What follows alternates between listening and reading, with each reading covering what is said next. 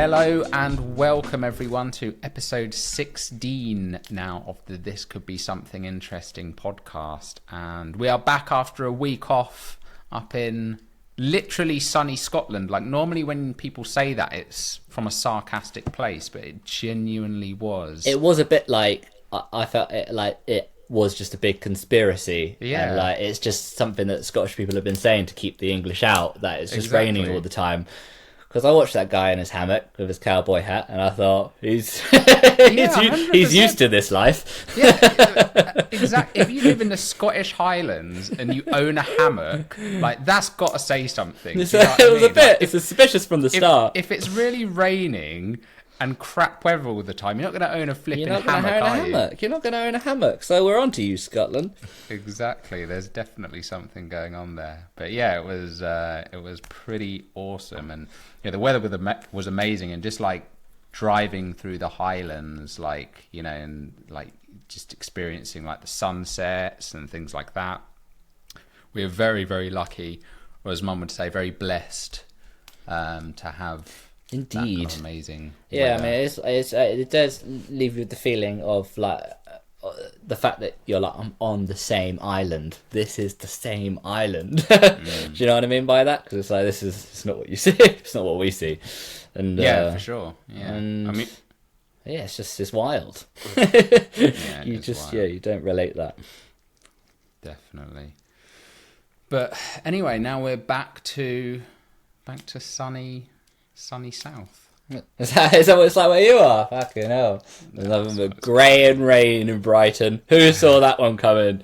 By the sea, and it's just wind and rain. I came back and I was like, it's fucking sunny over there. Yeah, unbelievable. Cool. So we are talking today about neurodivergence. I can't believe we actually haven't really done a full episode on this before. And we were just saying it's always been like a bit of a through line and something we've mentioned. Yeah. But we've never really actually dedicated a whole episode to it, despite us being very neurodivergent in our own ways. It's almost as if we got too distracted to actually talk about it. We were so busy talking about other stuff. We're sorry we didn't address our distracted nature. Exactly. So it's funny because when you mention that, so Ben kind of mentioned it as an idea when we were speaking earlier, and I realized I actually made some notes. I made a note in my phone the other day. I think I kind of had a moment where it almost like struck me with like a lot of fear of just like, wow, like sometimes it is really scary having ADHD. And actually what I wrote down, the kind of almost like a self-reflection, self-observation, I wrote down, it's terrifying knowing that I can think of something like so important to do. I can write it down. I can get up, like literally get up to go to do something, and then I can completely forget about it in the process. Yeah. But I was just thinking, I can't remember what it was exactly. Funnily enough, I can't remember what it was that I was actually thinking about doing, and then I wrote it down. But I think that the thing was actually, it was like, shit, like this could be a really important thing. Do you know what I mean? Like it could actually be like a safety thing a lot of the time. And I think that's where it came from. I just had this, it hit me all of a sudden of like this real unease in my stomach of like, oh my God, like, this could be, I could be putting myself in danger. I could be putting somebody else in danger. And that's always where, and, when I've been in like relationships, for example, like romantic relationships, and you have a partner and somebody who's relying on you, it's a very scary thought to think, or even like, the idea of having children one day and just thinking like, oh shit, like if I can't even look after myself, and I forget these things for myself, like that, and it just really created this like horrible sense of like unease of like, because it can't. There's no, and this has been my experience of ADHD, is that like for me, it's never been like, it's really difficult, I think, for people to comprehend, because for example, when me and Jane used to talk about this, I think for neurotypical people, it's very much like a matter of priorities. It's like, well, this is important. Like, if something's important, it's at the top of the front of your mind.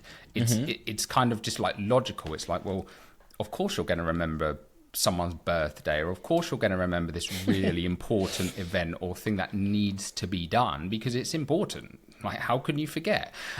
But my brain doesn't work like that. And again, that's scary. That's terrifying. And, you know, it can damage really important relationships. It can damage, you know, financially. It can financially ruin you. Even things like, you know, I've heard people talking about this on podcasts, like having bills and reminders, and you can keep saying to yourself, oh shit, yeah, I need to do that. Oh, okay, this is really important now. They're going to send the bailiffs around. And you know, like, no matter how many reminders you get, but somehow it just disappears because there is no, like, me and Jane used to talk about it as like a filing cabinet, right? Jane had like an organized system where things slot into place, and it's like, okay, here's the importance. This is the most important thing. For me, it's just like when ideas come into my mind, the best way I could describe it is like, I do not have a filing cabinet. There's just papers. And it's just like chucking them on the table. 100%. There's a floor just full of papers, and there is no hierarchy, and that in itself is really scary because it's almost like I don't have control over that, and it's dictated by the kind of dopamine need in my brain. It's like whatever is exciting at the moment, or wherever my brain it's like it kind of needs to be out on the table, and it needs to be out on display. If you put it away in the filing cabinet, you're going to forget. You're going to forget that you put it in the file. You're going to forget that it's even in the file. You're going to forget that why you put it in the filing cabinet in the first place. Exactly. Yeah. And that's why as well. Like sometimes, because I think it's quite an ADHD trait to like cut people off mid conversation and stuff, which is a horrible trait. And but it comes from this place of like, if I don't say this now, I'm going to forget this thought, and it's a really important thought.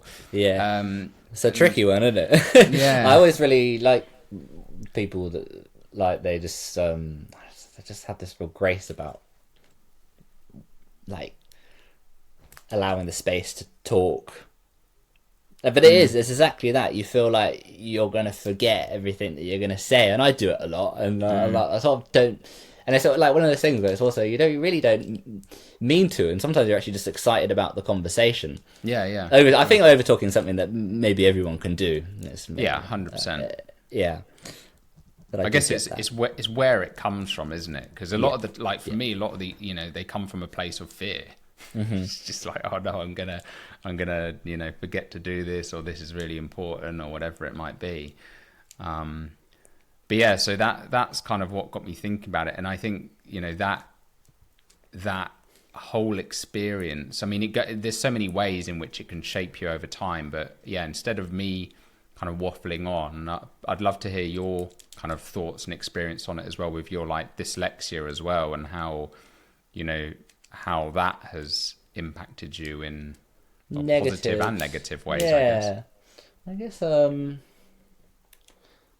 I think I'm actually quite organized. I think I have to be quite organized.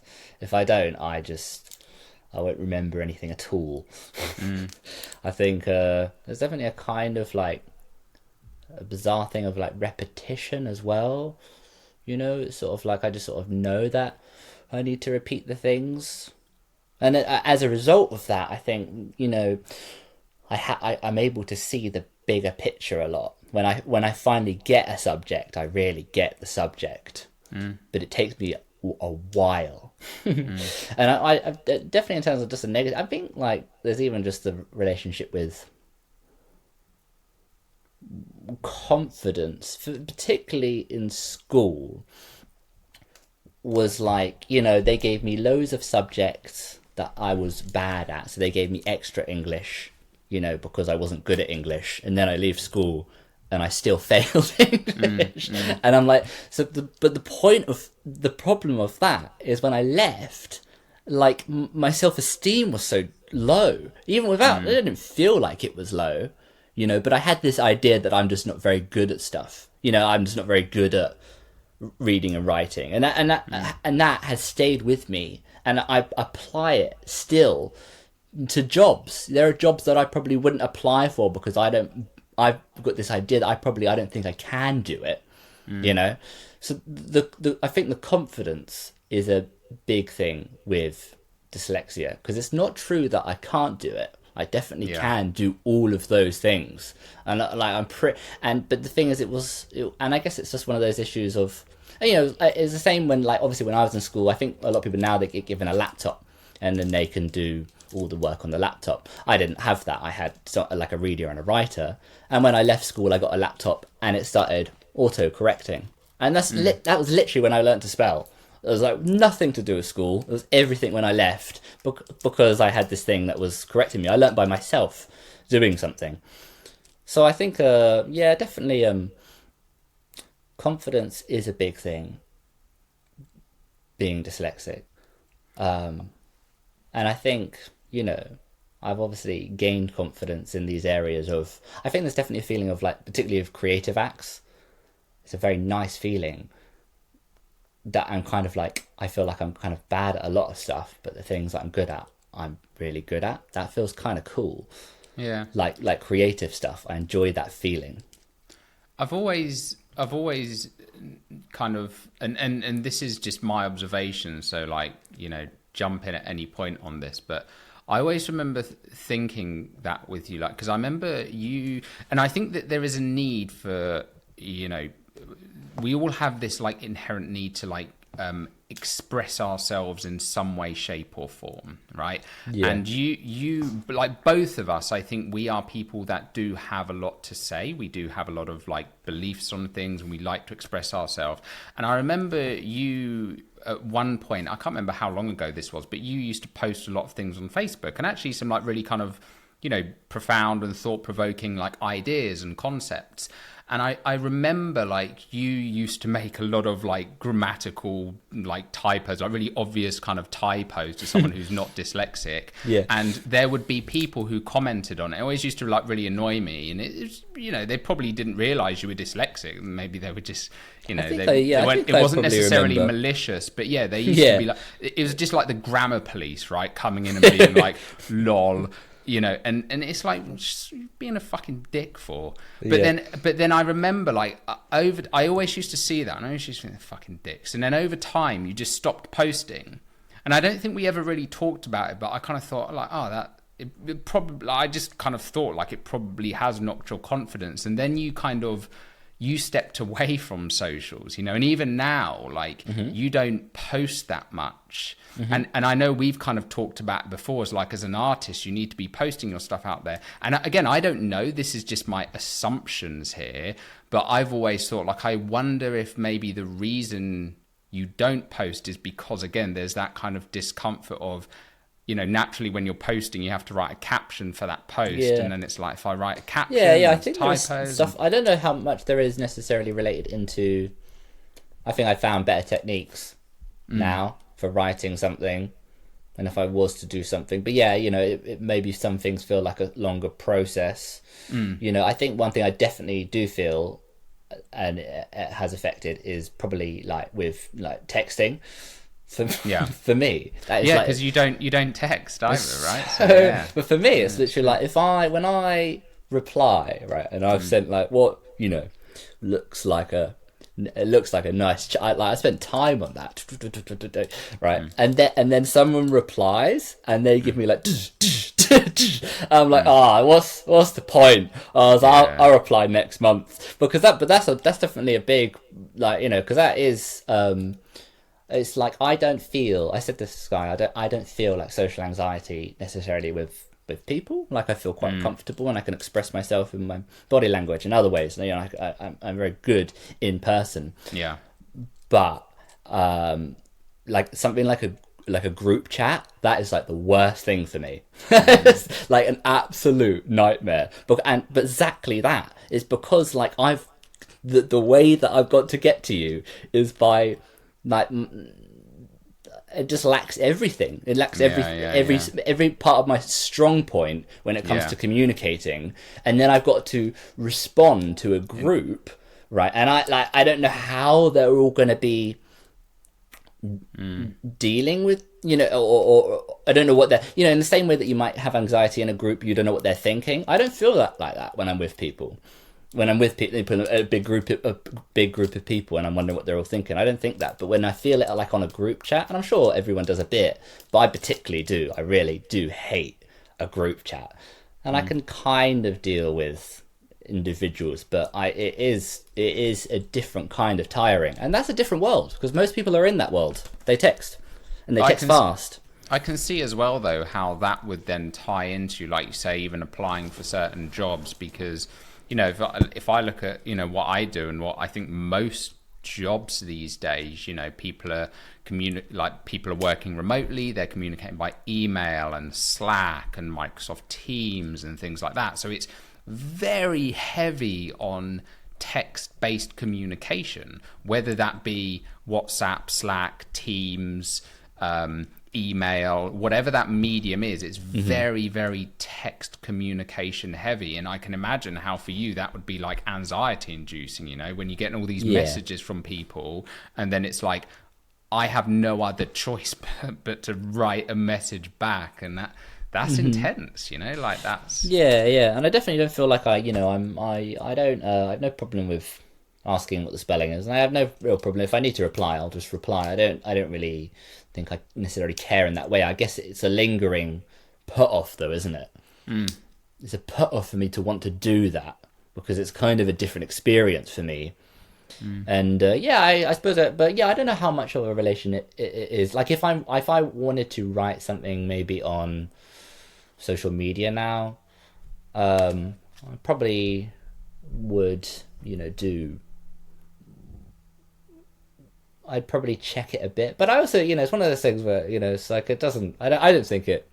It doesn't really matter. You know, if someone gets it, or if someone says something, it still doesn't really matter. But I guess maybe it is a maybe it still is a put off. You tell yourself that, because I think that sometimes as well. Like, you know, I think I tell myself that it doesn't matter. Do you know what I mean? Like, you can tell yourself, oh, it doesn't matter if someone says, you know, blah, blah, blah. But there's something, that is still stopping you. And because I notice it of me all the time, I'm like, yeah, it doesn't matter if someone says that, but I'm still not doing it. And it's almost like, it's crazy, isn't it? It's crazy how easily we can lie to ourselves and not, like, you know, say, oh, I don't care about that. But there's still something there that is like a friction point, and you know, we can just cover it up with our own lies. And I'm not trying to put words in your mouth, but I know for me I believe that is the case. And you know, upon reflecting on some things, I kind of have seen that actually maybe I am kind of kidding myself of this, you know. Like it, for example, you know, I guess a parallel with my ADHD is always, you know, the narrative that I have always heard, you know, is like, what the fuck is wrong with you? Right? That's kind of like, I mean, they might not have said what the fuck, but it's kind of like, you know, what's wrong with you? What the fuck is wrong with you is something I've heard in pretty much all of my relationships I've ever had. But like, even for teachers, it's kind of like, you see that kind of look of like, what do you do? Like, and it's that narrative of like, you've got so much potential. And you know, you hear it in like parents' evenings at school, like, Tom's got so much potential, if only he'd apply himself. It's like, I don't understand, like, why can you not just do this? Why can you not just follow this instruction? Like, I know you can do this. Why are you not? And it's that kind of narrative and it leads to this internal narrative of like, you know, you like, there's something wrong with me, right? There's like this kind of, that's how that internal narrative can like build over time. And you know, even though I will say to myself, oh, I don't care about that, you know, I'm a risk taker, I'm this, I'm that. And I think I use the the business as an excuse of like, yeah, look, I started a business. Like, I don't care. I'll take risks, but I don't. I do play it quite safe with a lot of things, and it's kind of like that. The kind of whole entrepreneurship piece almost becomes like a crux for me to be able to lie to myself and say, oh no, I'm a risk taker. Like, I don't care what people think. I'll do all these things. But no, deep down, there are a lot of risks that I would like to take that I am not taking. Even for example, like with music and things, right? Like, I've committed so many times to being like, right, I'm going to post like some lyrics, some spoken word, like once a week. And then I don't do it. And I'm like, oh, but I don't care what people think. Like, I'm up for doing it. Like, I post all the time. And then, but then when I'm really sitting in reflection, it's like, I write, and it's just, and even when I have these ideas and I have these thoughts, and it's like, I want to express myself on it, and I see other people expressing themselves, and I'm like, oh, like, I wish I could express myself that confidently. And I've even done things like, buying like lapel mics, and it's like, oh yeah, I'm just going to go out and just record myself and, talk and do some like lives and stuff. But then I won't do it, and I will make other excuses about why. But I know deep down there is this narrative still that remains, that lingers of like, you just, what's wrong with you? You like of this, like, thing where I don't know if it's like, I guess part of it is fear of judgment, but then part of it is also just maybe a narrative of like, you can't do this kind of thing. Yeah, that's interesting. I mean, I mean, in terms of, why do you think you're experiencing doubt in an area of its strong point? Do you know what I mean? Like, why are you feeling doubt in the creative area? Do you know what I mean? Because it kind of makes sense if you knew it was in some kind of other sense. Why do you think you actually? Why do you think that's related to that conditioning? I feel like it's. I heard someone putting this really eloquently on an ADHD podcast once, and they kind of said about how, like, I've got a lot of evidence to say I can do flipping amazing things. Yeah. Right? Because I can. Like, I can seemingly do something that I've never done before and just produce an amazing result. And people are like, oh, how the fuck did you do that? That's why there's always that thing of like, you've got so much potential. Yeah, but that's interesting, isn't it? But then at the same time, I know how many things I can fuck up. Because again, I'm being told this by friends, by family, by partners, like constantly of like, how could you forget? How could you do this? Like, why can you not just do this one simple thing that I've asked you to do? Yeah. Like, I've heard that so many times in my life that these two, it's almost like a counteracting, contradictory force. So what that leads to is this almost like imposter feeling of like, I can lean on this stack of evidence as confidence. And sometimes I feel super confident, right? But other times I look at that and I'm like, I'm just a fucking imposter. Like, all of that was just luck. Yeah. I just got lucky. Like, this is I don't know what the real me is. It's like, am I this massive failure, or am I this huge, amazing, talented person with tons of potential? Like, which one am I? Because I have equal stacks of evidence on both sides. Does that make sense? So you're kind of like in this constant... It is interesting for it to have just sort of squeezed its way into an area which feels almost unrelated. It feels like those creative areas are probably coming out of the ADHD in some ways. They're coming out of that. And now it's like the negatives of the ADHD, that those conditionings that you've got are affecting the things that you're good at through some sort of... And it's not even like, sure, people have said stuff, but it's not them. Yeah. They're not there anymore. They're not there right now. What's stopping you is this kind of mental idea. And it's the same with, like I said, if I was to apply for a certain job, there's just some doubt. I just have some doubt that I just wouldn't get a really, whatever kind of job. But it's there. I do just think that, because also I just haven't necessarily, but I haven't necessarily been in a situation where I've been asked to do something like that. I don't know how I deal with that. Most of the time when I get asked to deal with something, I do it in my own way. It might happen in a different time, but most of the time I find I actually end up doing things quite well. I might do it differently.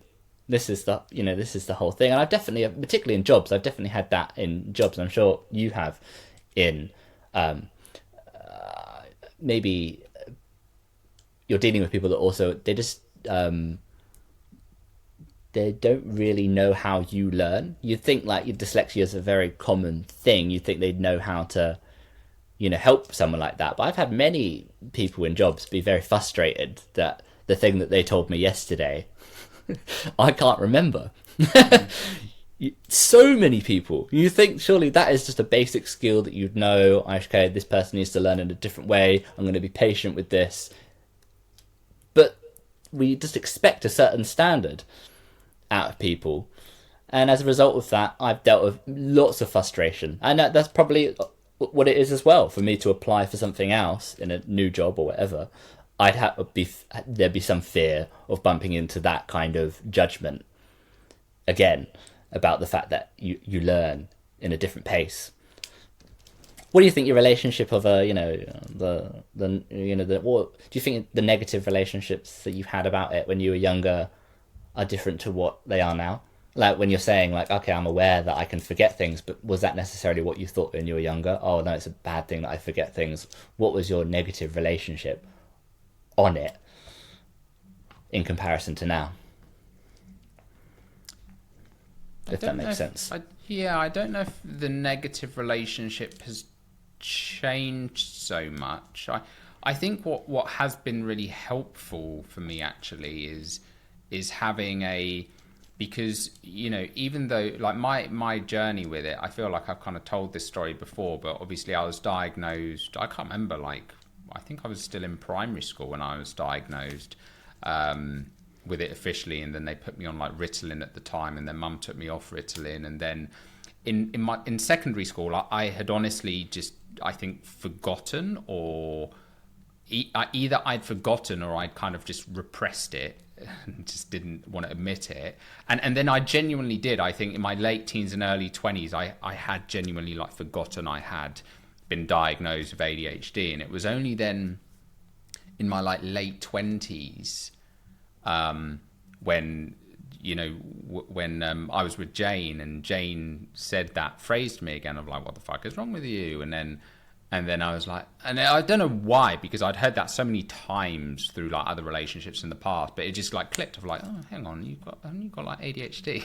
And then I bought a book on it, and I read this book, and it was like a really powerful frame of reference for me to kind of see the world through and kind of feel like understood, because I think before then there was this like I just felt like I was fundamentally broken in some way. Do you know what I mean? Because I had all of these narratives and people saying these things, and it was just like there is, and it was compounding over time to the point where I was like, I'm going from job to job, I can't hold a job down, I get bored all the time, I can't stay in relationships, I'm more, like all of these things, I just get bored so easily, and then I just thought I'm just broken. And that also led into a lot of health anxiety for me as well. And I used to think I had like a brain tumor and like all of these things. Like I thought, oh God, I got brain fog, and like Googling symptoms, and it's like, oh, it means this, and all of this kind of stuff was happening. And then it just like, oh, like this all makes so much sense now why I am this way. And that kind of brought me into this real sense of like actually peace and acceptance around it. But it doesn't take away, again, those narratives are still, I think, very deeply entrenched, and they do still rear their head in insecurities, as much as I try to mask them. Yeah. So, yeah, I think that's kind of how it evolved over time. I don't know if that kind of answers the I think so, yeah. I think that's I mean, yeah. You think that forgetting was actually wasn't actually forgetting. It was a kind of you deeply didn't want to know about it. You're lying to yourself again. Yeah, probably. Kind of like like it's a pain, and you're like, I don't want to deal with that. That's not really. I mean, yeah, and I think I wouldn't be surprised. That's plenty of common in terms of also addictive tendencies, and it ties into that kind of. But how did you like? Can you were you diagnosed with dyslexia? Yeah, Can you primary remember school. So early. Do you remember how old you were? No, I don't even think I would have been like very early in primary school. They were like. But that's what I'm wondering. Like, I don't think all I remember about it was I remember having to go into the head teacher's office and they would like spoon feed me these Ritalin tablets in jam because I wouldn't eat them otherwise. So they used to keep... Well, that's a wild thing to remember. It sounds crazy, sweet right? primary school. They actually used Ritalin jam. They used to keep a little jar of jam with a spoon in the head teacher's office, and I used to have to, like some sort of dog being That's going to be a sedated. sick rap. Ritalin jam. That's it. That's amazing. And that's how I remember Crazy. it. But I wouldn't have known. I wouldn't have been able to tell you. One, I was too young. But two, there wasn't really as much knowledge or literature around ADHD then as there is now. So I kind of asked myself, like, would I have suppressed that? Because I wouldn't even necessarily have known to have been ashamed of it or worried about it. Like I can't even remember. It was so long ago. I'm thinking, like, would I even have understood that this was a conceptually bad thing? Or do you know what I mean? Like, I think maybe the difference is I very much remember being aware of the difference between every educational environment I was in, between everyone's like a test starts and they go, everyone's writing stuff down, and I'm there literally like, what the fuck am I meant to do? Every single, so like I was like aware of that from a very young age. Interesting. That there's a difference between my learning my experience and other people's. I mean, the very fact that I had a kind of helper there that would read and write, that was a kind of visual clear part of it. But I also could just tell. I could actually just tell that, people were they'd crack on doing something.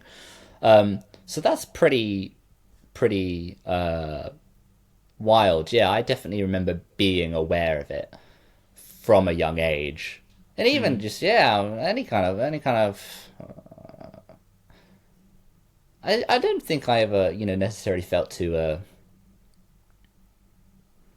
negative about it. I don't think I was ever particularly a negative kind of individual.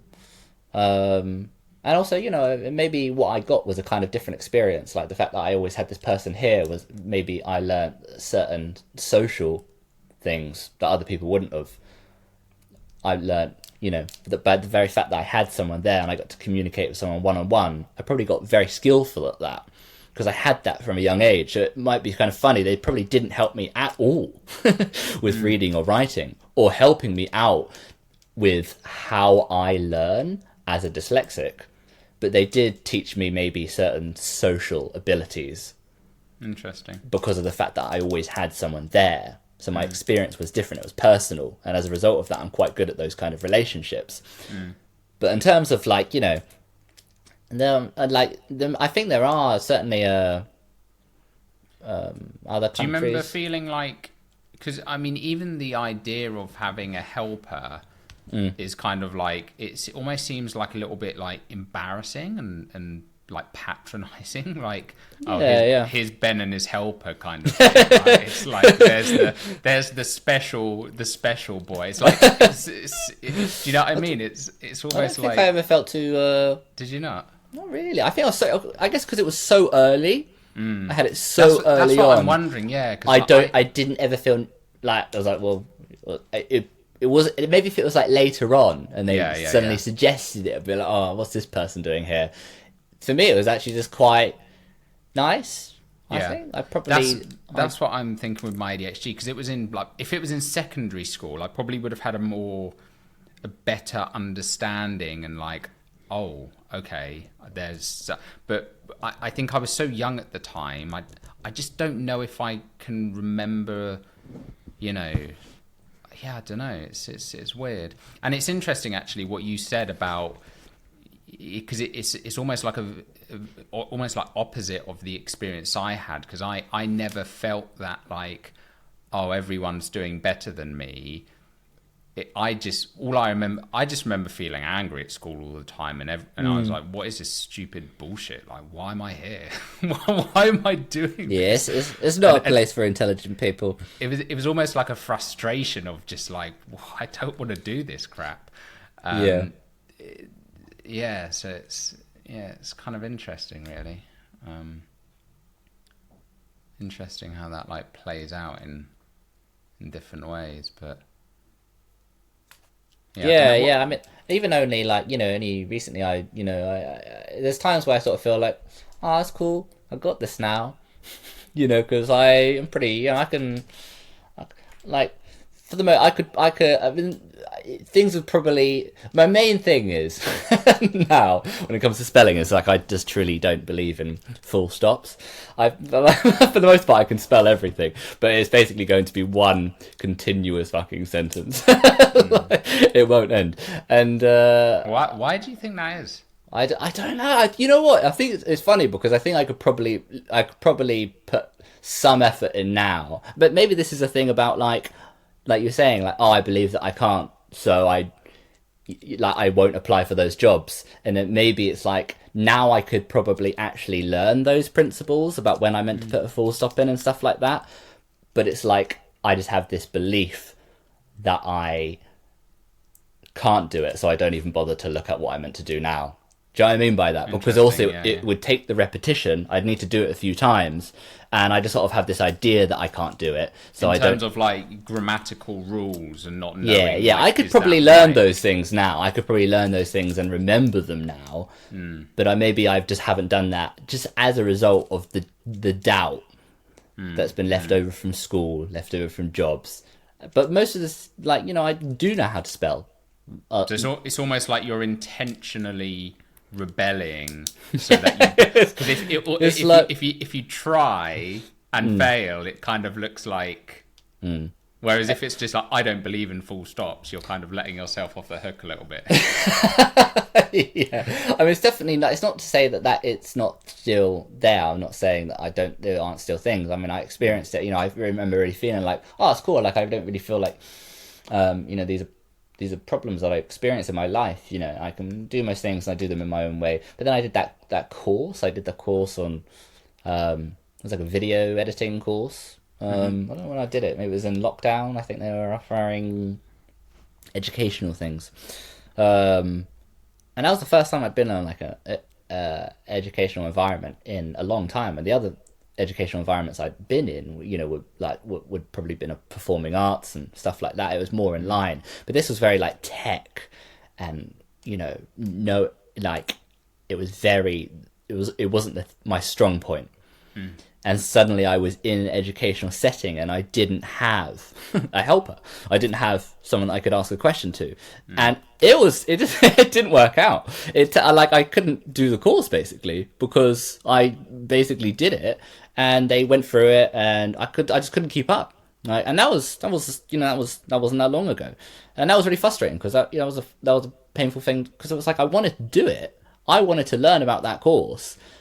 And they did have someone that could help, but like it was really frustrating because they just go on to the next thing and the next thing and the next thing, and suddenly I'm way behind.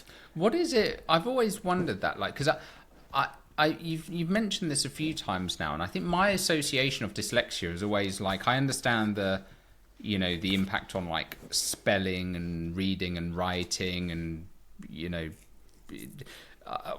my understanding is just like this struggle of like being able. You always see like people make these like image examples of where like you see a word and it's like all the letters get jumbled up. Like that's like this visual reference that people use for dyslexia as a condition. But you've always described it as like a learning difficulty in, like you mentioned earlier, in terms of like, you know, you have to see something or be exposed to something multiple times to be able to get the bigger. Yeah, like what? I think there's more in that. What is it like? So if we put the language to one side, because this is a part that I only understand this whole language and reading and writing part, but like where, like what's happening for you when, you know, if you're, I don't, like you watch all these YouTube videos, right, on like the machine, for example, on that thing you've got, like what's happening when you're watching these videos? Like, I think it sounds kind of funny, and I sort of described it to Sky once as like, you know, I don't stress much because I'm like, because I got nothing in my mind. But it is kind of like, and it's not, it sounds like really like, it's like bad, but it's like, and I do not stress a lot because there is like, and I had just, like, there is not, like, it is a kind of hard one to describe. It is just like, there needs to be more going on, more symbols to remember, for me to remember something. Otherwise it goes in and then it goes out. That's what literally I'm just observing like it. Yeah, it's like I'm not actually holding. It's like I read a book, right? It's how I read a book. Interesting. And I read that whole page, and I'm putting so much effort into reading it that I don't take in any of the words.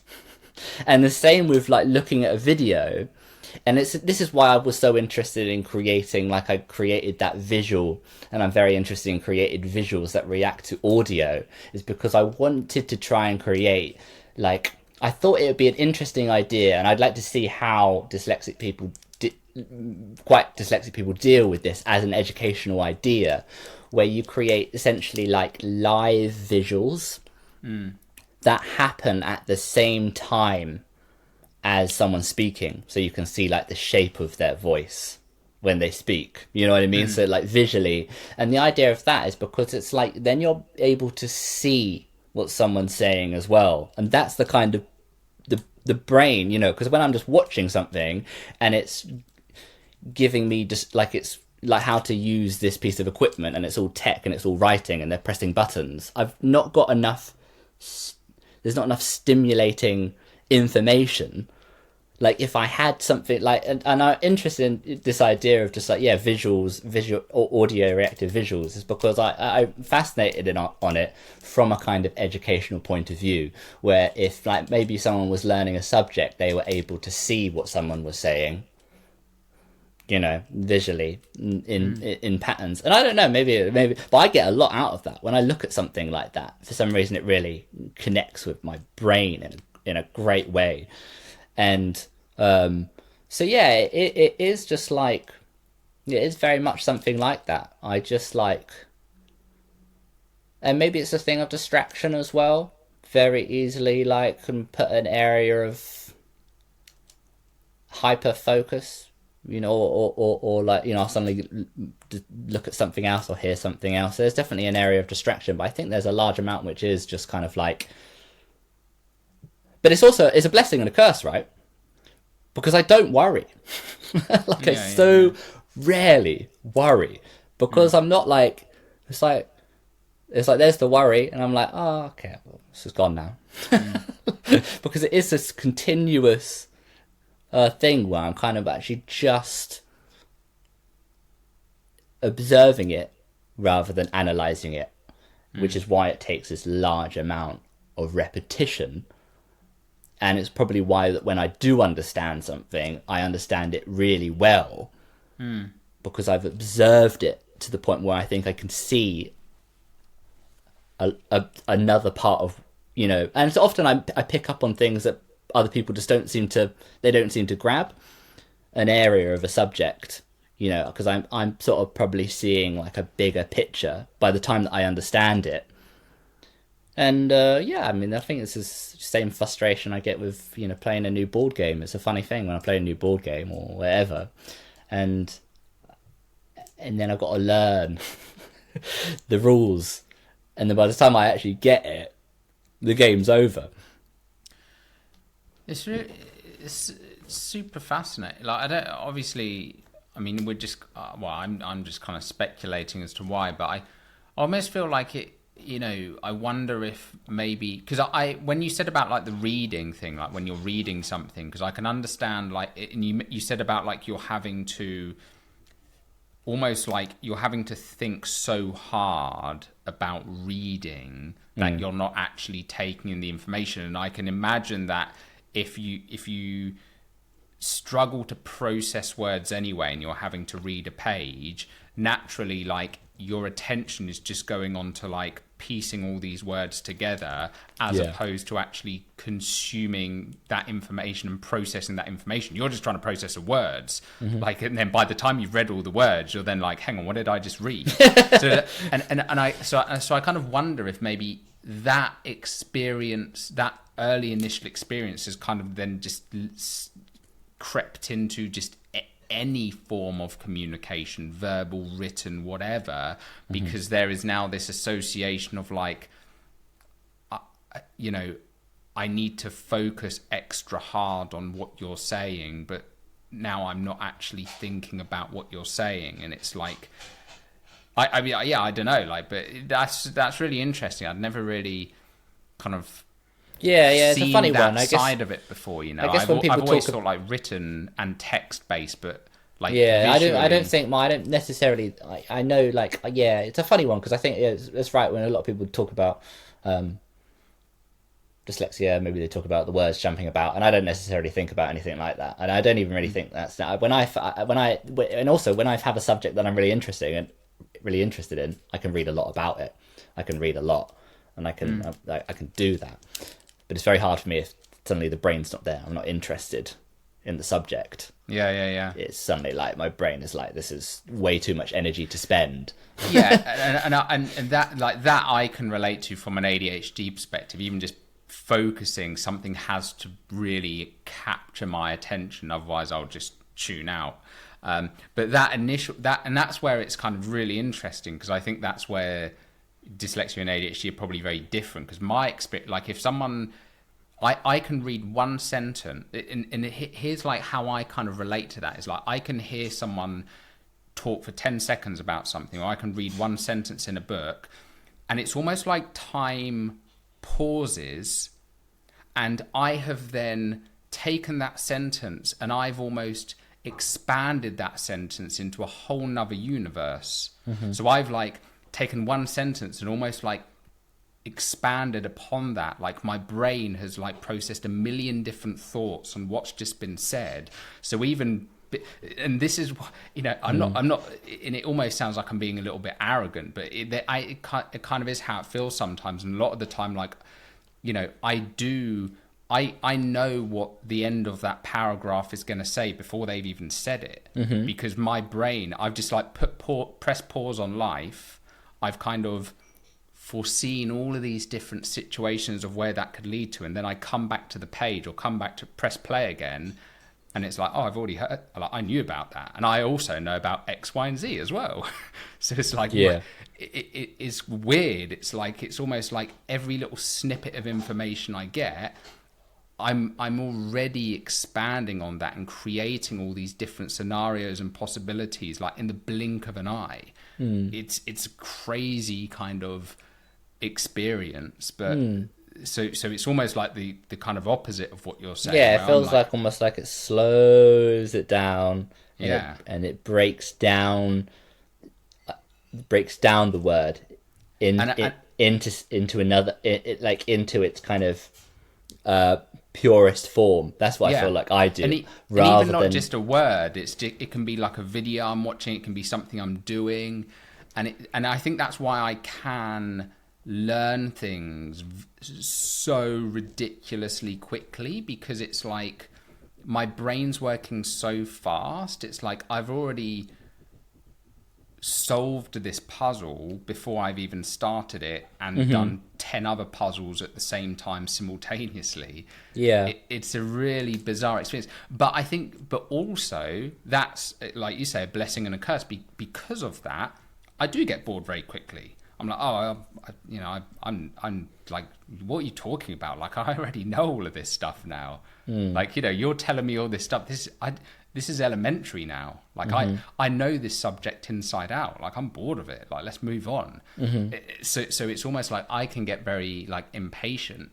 But then you mentioned something as well about like visuals and stuff, and this is something I think from a distraction lens, and you mentioned about distraction, and maybe this is where there's similarities of ADHD and dyslexia as well, in that, like, if something doesn't hold your attention. I remember reading there have been a lot of like studies done on this in terms of like learning aids of like like you have like fidget spinners and things, and they have actually been shown to improve attention, because it's like just the act of playing with something. And like, notice every time we do the podcast, because you can hear it in the background, you're clicking your pen. You're like, good old clicky pen. But it does, it works to keep you engaged, tapping your foot. Absolutely. And I remember being, people always saying like, will you stop tapping? Like, Jane always used to say that to me, like, running under the table. Will you stop doing this thing? That's like, this is helping me stay engaged. Like, I'm trying to stay with you here. Yeah. It's an interesting one.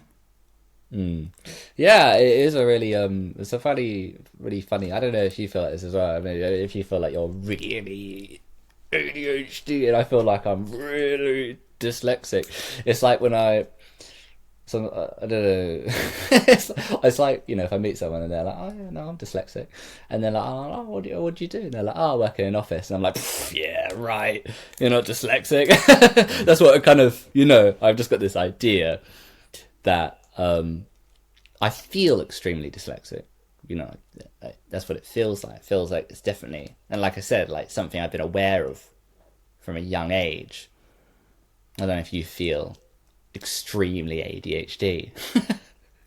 Do you feel like a unique case? I do feel extremely ADHD, but again, I wouldn't have.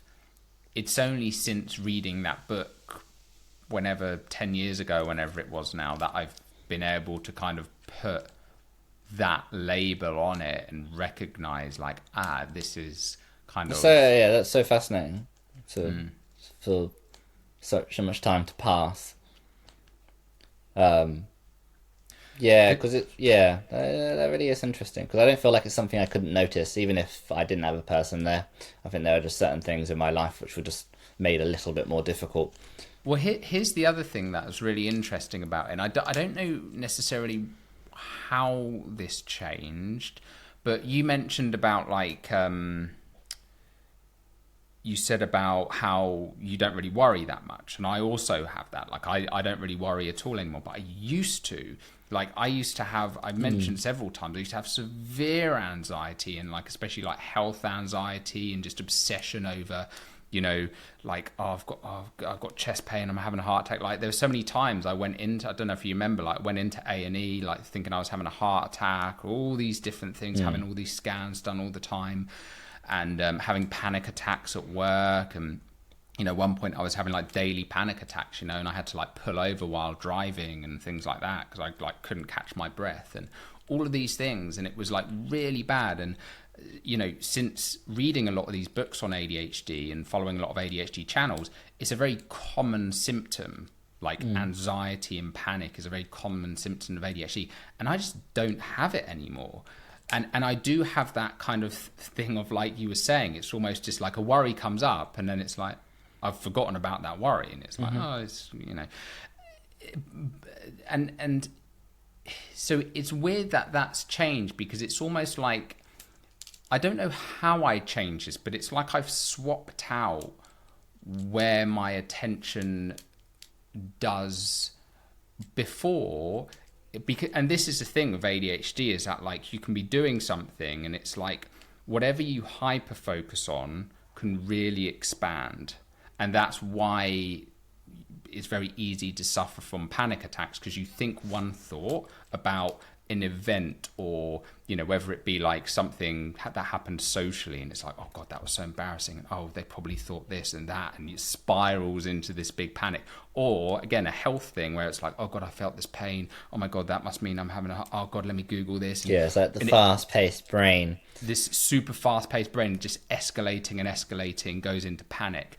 Whereas now, I just don't get that. And it's almost like maybe I just taught myself to, when those thoughts come up, it's like, well, it's stupid. Like, it's not actually... I think maybe I've taught myself that this panic loop of how that works. So now when I have worrying thoughts, I don't follow that pattern anymore, which is great. And instead, like, I still have that same ADHD brain, but it focuses on like random things, and often like positive things as well, but it very often it's like a new business idea or I mean, I definitely used to, I guess when I think about it, I think I was quite an anxious child. And I guess it was just because but not that I think I knew I was anxious, or I even knew what anxiety really was, as it were. But I think that was because, like, probably I'd worry because I often wouldn't know what was going on. Basically, that was the worry that I had. I didn't really understand for most situations, or what I was meant to remember, or what I was meant to... So as a result of that, it became some kind of anxiety, because I didn't really... I can imagine that. Felt like I understood. And now the difference is, it's not like, it's not like that's not still there. I could definitely, am I going to remember? I think I probably just, as I've gotten older, I've found, ways in which I learn, and ways in which... like, I don't need to worry about those things anymore. Like, I might not... like, I've got enough evidence to say that I'll probably be all right. Do you know what I mean? And it's all kind of passing anyway. And just sort of like... So I guess time. But I think definitely, I think with any of this stuff, whatever you might have, ADHD or dyslexia or anything, it's just, how do you learn? How do you learn? Like, that's like, it's like the most fundamental lesson, rather than a subject, is what way can you learn information the best? That's the main thing. Everything else is kind of bullshit, because it's just everything. Because if you know, like, that basic principle, like, and you know it really well, how you learn, then you'll be able to make the most of that. You'll be able to make the most out of those, Yeah, I think you're absolutely, you've hit the nail on the head there. And actually that kind of makes a lot of sense into what I was just saying as well, about how, like, I think the recognition, because that was one of the very pivotal moments, again, that book. And it's almost like the recognition of, this is how my brain works, and this is why I can fall into these loops of anxiety, because my brain works so fast. And it's kind of like, you then piece the puzzle together, right? It's like, oh, I haven't died yet. And actually, this now makes sense as to why I'm having these escalating feelings, and why my heart starts pounding, because my brain is creating... Yeah, giving you so much extra information. Yeah, and then... exactly. And then, so it's almost that, like, awareness... Because that's a whole nother thing, isn't it? Of where, like, labels, it's like, I don't like labels, but I do simultaneously see the value in labels, because it allows you to bring an awareness to your condition. And actually they talk about this in, like, meditative practices as well, of, like, there is a what's it called, like a they talk about in what's that app called, Headspace, like the concept of, like, labeling your emotions, because it creates a separation of, like, this isn't me, I'm applying a label to it, this is sadness isn't me, this is anger, absolutely. anger isn't me. So actually these words help you maneuver through. Exactly. Labeling is very helpful, because it creates distance between you and that thing, and you recognize you are not that thing. Yeah, it's interesting, isn't it? So it's like, there are positives and negatives to labels. Like, where labels hold you back is where you say, I am this, therefore I can't do this. But, better way of relating to that label is, I am currently experiencing this, but that's not me. That doesn't define me. That doesn't necessarily limit me. And that's where those labels, I think, you know, again, they can have positive or negative impacts depending on how we use them and relate to them. Yeah. No, that makes a lot of sense. And I think, it's a funny one as well, because and I'm sure you feel it as well. Like, so I guess it's like, as much as there's all this stuff, like, you know, negative sides to it or whatever, I'm like well glad that my brain works like this. Yeah, 100%. You know what I mean? And that's kind of funny. Because I am able to, I like the perspective, the way that I see the world. It's great. Like, it's not, that ain't a bad thing. You know, so I think, but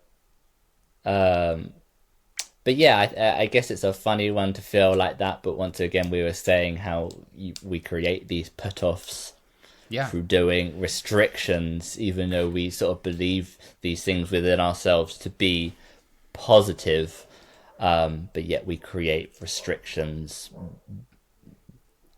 from those things. It's just, I mean, it's like I always say, like, I'm just a massive walking, talking contradiction. I believe in myself so fucking much, and I also don't believe in myself so fucking much. Yeah. Like, both are equally true, and it's like, how does that even make sense? But it's fascinating how, you know, because a lot of these, like, super successful entrepreneurs have ADHD, and you hear them talking about it, and they pretty much all say, I feel like a massive imposter. All of them. And it's like, are you serious? Like, how can you accomplish all of these things and feel like an imposter? And it's for exactly that reason, that they have an equally high stack of evidence to say that they are useless, they are stupid, they can't remember anything, they can't do anything right. Just as much as all the accomplishments they've done. Because in order to get these accomplishments, they have to be ADHD, which also comes with its downsides of people saying, of them forgetting things, of them not following rules, or not paying attention, not reading the fine details, like all of this stuff. Like, the two exist. So you do kind of end up in this, like, you know, I can't do anything right, but I can also do everything right. Yeah, it's such an interesting one. Yeah, because it's definitely even just like being dyslexic. How I'm like, okay, I feel like it's really hard for me to, you know, remember like lots of things about a new subject, but yet at the same time as that, I feel like infinitely creative. I feel like I have an endless stream of ideas. But yeah, I can't fucking remember anything, which is just such a funny mix, because it's like, this is where I don't know if maybe it's just particularly being dyslexic and time. I think time is a big thing. I think, you know, maybe it does just take that bit longer. I definitely still feel like I don't know if you feel like with ADHD you're getting better with it still. You're finding more efficient ways. But I definitely continuously feel like that. I'm finding new ways that I can do things better in terms of maybe particularly in terms of learning.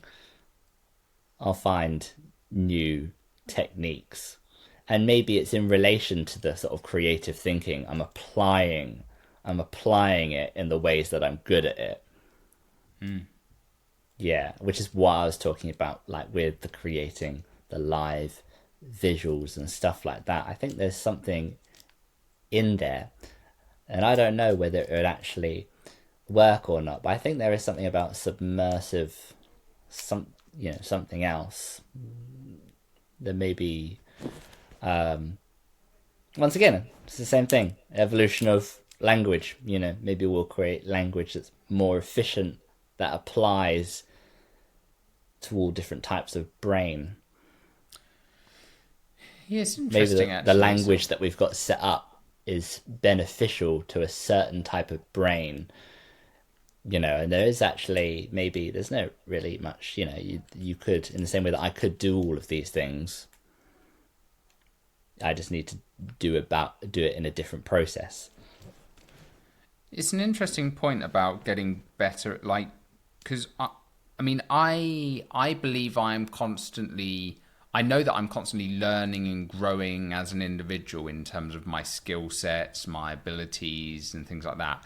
In terms of managing my ADHD, am I getting better at it? I actually don't know. It's kind of like, I know I'm always trying new things, new systems. Like every day there's a new system I've got. Yeah. A new calendar system, a new note system, new productivity systems. Like I'm always trying a million new things. And it's almost like this kind of ironic paradox of like, that is just like a dopamine seeking activity of like, a new system. Like that's giving me dopamine. So it's like I'm constantly chasing the system. But then if I'm honest with myself, it's like, have I actually got better at managing it? And I look back objectively, like I'm still making exactly the same mistakes, probably just as frequently. Like, has it objectively got better? Probably not. That's interesting. Am I trying new systems all the time? Absolutely. I'm always trying new systems. So it's kind of like, I almost separate those two things of like, as a person and my skill set and my experience, I know there's no question I am always getting better. That I'm very confident about. But in terms of managing my ADHD, I know I'm learning more about it, and I feel like I know loads of systems, but I don't feel like necessarily anything's changing there. But I also, part of me, I've kind of come to this point of acceptance now. I don't think it ever really will. It's almost like I am always going to have ADHD. Do you know what I mean? Like, it's always going to, maybe that's, I don't know, maybe that is just, I'm catching myself in these language patterns. Like, I'm always going to have this. Like, maybe that is a limiting belief. But then also, I think that's quite because, and this is a tricky thing with any of this stuff, right? It's kind of like, where do you draw the line of acceptance and striving? Because in saying that, it's not like I'm just resigning and like I don't want to improve, because I'm always going to keep trying. But then it's like you don't want that to become a stressor where it's like, oh, I need to do more. I need to get better at this. So it's kind of like, I like the pursuit of trying new things, of trying to get better, of trying to unleash those shackles. But I'm okay if I am just going to keep forgetting things. I guess it's interesting. I don't know if it's the relation between, say you're improving all other things in life, and maybe this is something about dyslexia and learning, like in the sense that there are things that I didn't know how to spell. I now know how to spell them. And that is just related to learning and my personally I'm improving, and that's just, once again, repetition. I've seen it enough times. I know how to do that now. So yeah, I mean, that is kind of funny. And I definitely don't think I'll ever not, be dyslexic. But I can definitely see, like, I've learnt a lot over the last however many years, improved in a lot of ways, And this is why I think also one of those things of, this is why we probably shouldn't put doubt on ourselves and our ability to do things. Because when suddenly, you'll probably find that you can do those things. And like, whether it's to post a rap video or for me to post something, you're probably going to find that you probably post that rap video and people love it, and I probably post something and I write it and people actually probably really enjoy the language, and it's probably the very things that we're actually really good at as a result of those opposing things, the years of conditioning that says that you can't do it, or that is lingering there, or whether that's just in your head that you're telling yourself. It's just about kind of we probably do have that capacity to just grow. Yeah. I do. I mean, this kind of goes into a whole other topic altogether. But I think like the need to express is just such a fundamental thing. And it kind of comes back to what we were saying earlier about how it's all like I kind of noticed with you. And again, I don't know if you necessarily have this correlation as well, but when you were posting a lot of like written stuff, and at that time when you stopped, you then made this whole journey into art and music. And it's like, cool, oh yeah, if I can't express myself in that way, I'm going to express you have to find a channel to express yourself. And it's almost like for neurotypical people, they can express themselves through just written communication and work, and that's maybe how they express themselves. For me, it's like this is why I could never hold down a job, because again I constantly had that feeling of like, I can't do this right, I'm forgetting these things, I'm getting bored, my heart's not really in it, but I need to. And it's almost like I can express myself creatively with ideas, and that's where entrepreneurship becomes a very attractive thing, and why a lot of people with ADHD I believe become entrepreneurs, because it allows them to express creatively and to put ideas out into the world, not be restrained by jobs that they're going to get bored of, and go from job to job. And I feel very blessed to be in that position where I can now do that, and I'm in charge, and I can come up with these ideas, and I can be like, right, we're changing everything, let's do this, let's do that.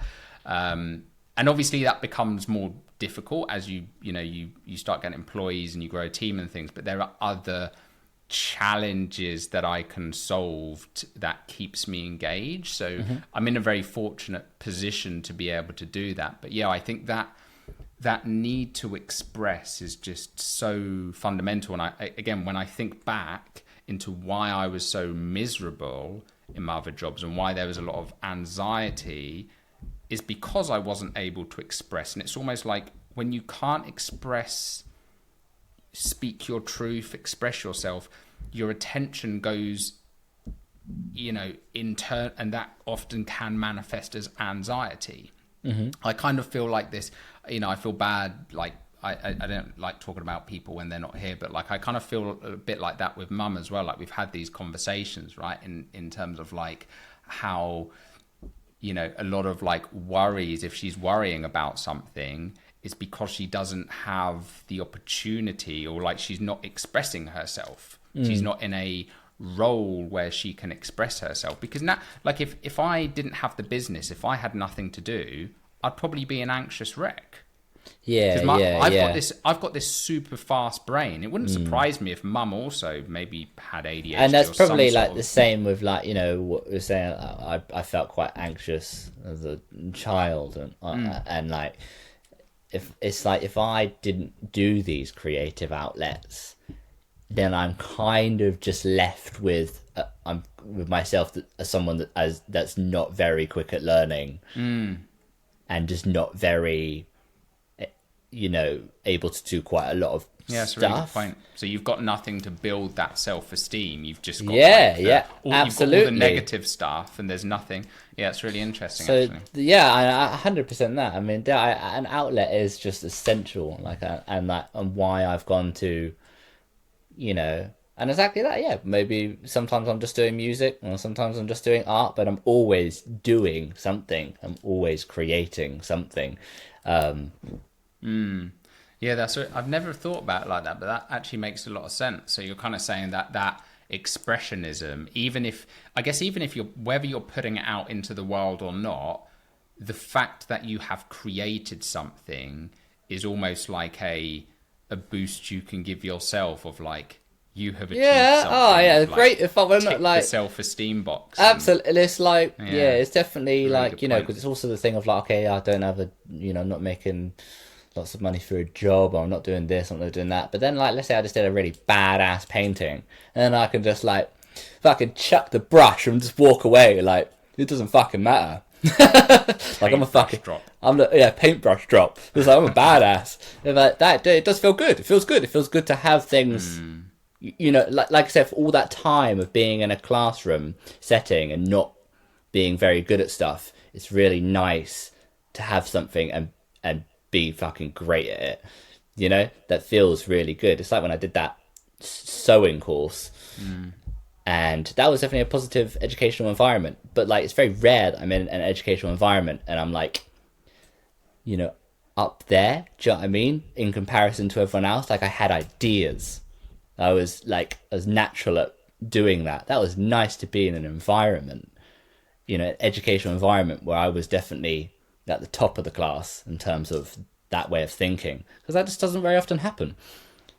That, do you know, this is making me want to create some sort of business around this, or charity or something. I think it's so.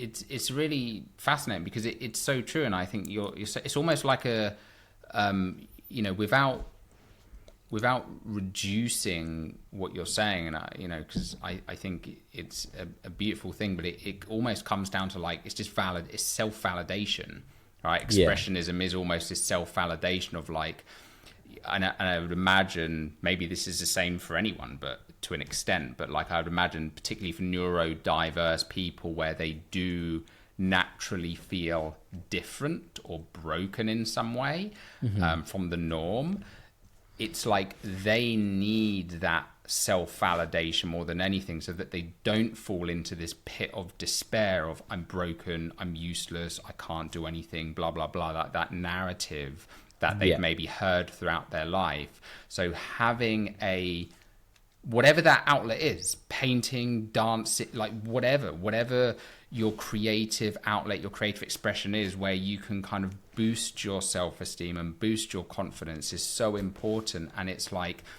because so many people are forced into jobs to earn a living, and they don't have time to do these other things, it makes sense why so many people are depressed and anxious, because they're doing something that doesn't give them that creative outlet, but they're doing it because they have to do it to put food on the table or whatever, right? Yeah.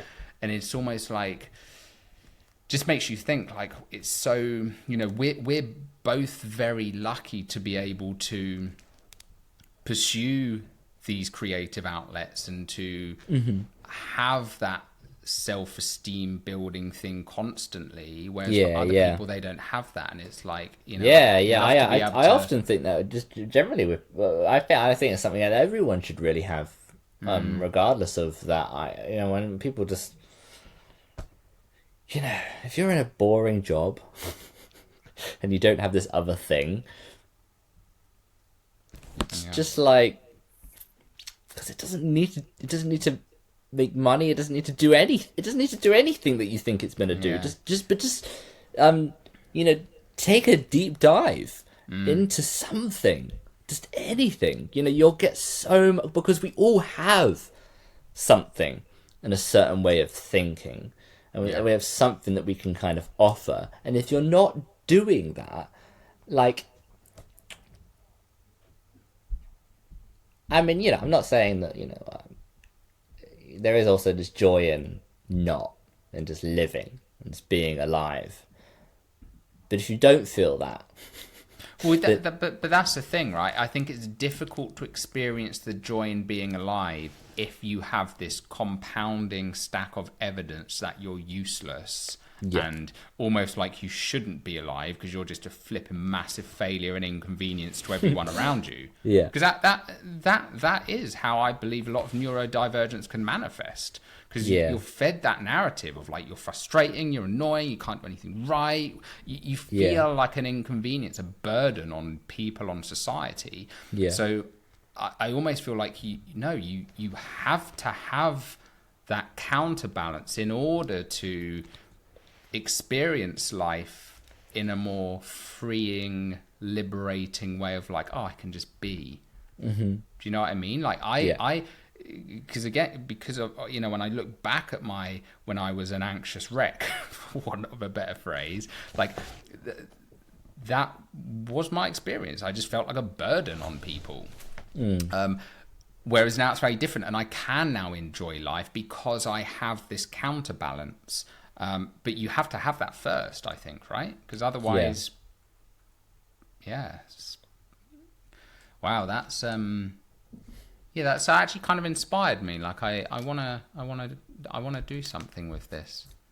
Yeah, I mean, I honestly, I always sort of found thinking, as much as I said, sort of, I feel like now, there's definitely apply things a little bit better. Like they just give people laptops and stuff. I still think, the reason, like I was talking about that visual, reactive, educational environment, because I'm interested in that as an idea. I want to see if that works, and I think that I'm sure there are lots of people that are applying. Ways in which people, we've got good at teaching people that are dyslexic, but I think there's probably, I guess it's the thing where there's also like your own journey with it. It's like someone can teach you all this stuff, but like these outlets, you're gonna learn best because you're teaching yourself something. You know what I mean? You're learning how you learn best through yourself. And that's what these creative outlets do. That's what I think they allow you the space to do. You're like, well, I'm really good at this because you're working out your own way of learning. And maybe that's often what needs to happen, is you need to not get kind of told. Yeah, it's interesting.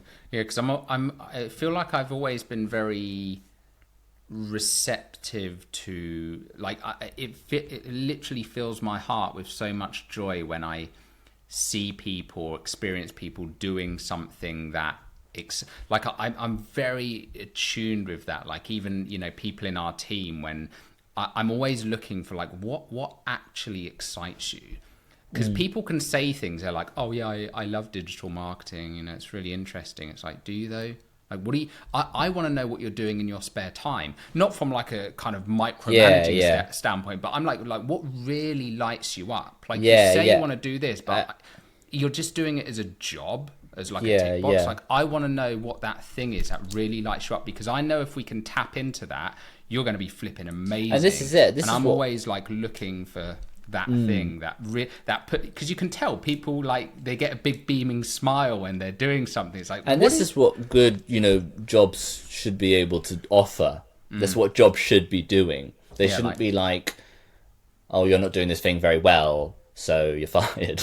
It's okay, like, you seem to be really good at this. We don't seem to have a thing for that, but maybe we it should work like that, where it's kind of bringing the best, like, where it actually, like, what do you want to learn about? Right, well, we'll give you the funding to do that. Yeah. That's what all jobs should be doing. Or like, because and that's the whole problem with this kind of business and infinite profit, is we don't see things like that. But we should be offering people always the opportunity to improve the thing that they love. And can we pay them like that? Can we pay them with the thing that they love?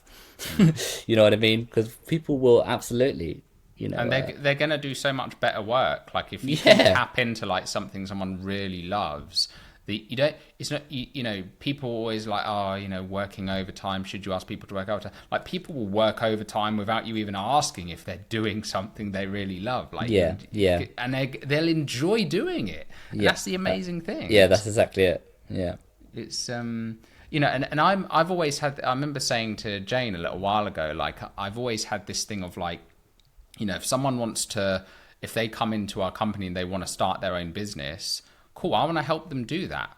Even if that means we're going to lose them as an employee in 2 years' time. It's like, if you treat someone with the respect and you make them feel safe enough to say, actually, yeah, I don't want to work here for the rest of my life and I have ambitions to start my own business. Cool, I want to support you with that. Yeah. Because if you feel like I trust you and I'm invested in you, you're going to invest back into me in the time that you're here.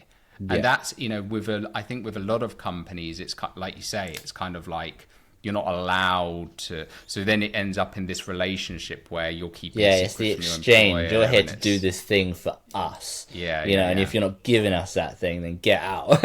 And sure, to some extent, it's a job and they want you to do a certain thing, but there are a lot of big companies out there that really have the ability and to help people, to help the people that work for them to do the thing that they really want to do. Do you know what I mean? Yeah, It's yeah. sort of like, all right, if we could put it all this bullshit into your pension, then surely we can also apply, funding into the things that you care about properly, because that's what you want. People are spending their lives, and the exchange needs to be,